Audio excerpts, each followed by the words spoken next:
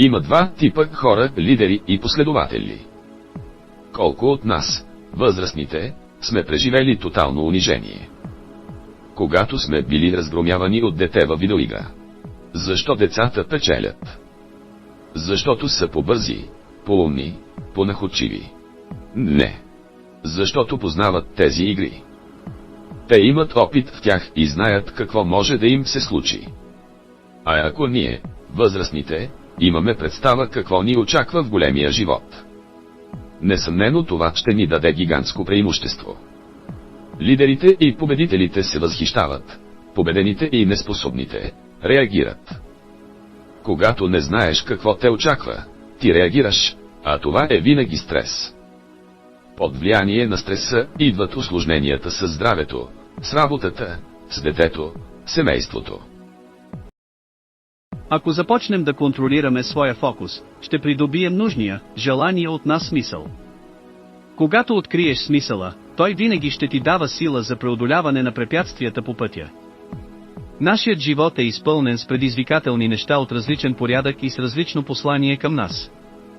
Стадното мислене предполага лесно да се приобщиш към общото мислене и настройка в живота.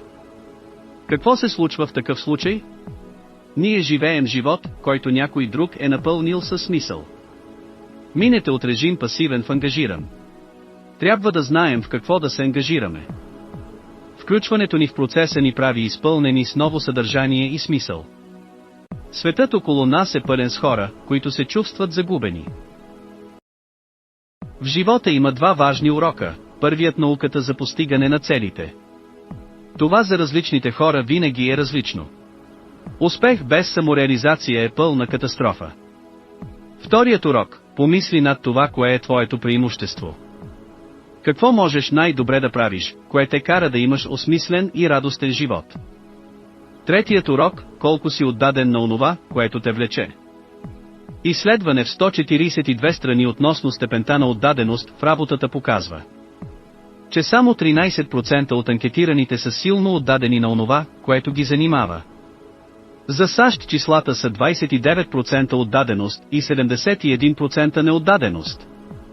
Най-успешните компании в света имат и най-мотивирания и отдаден на работата си персонал.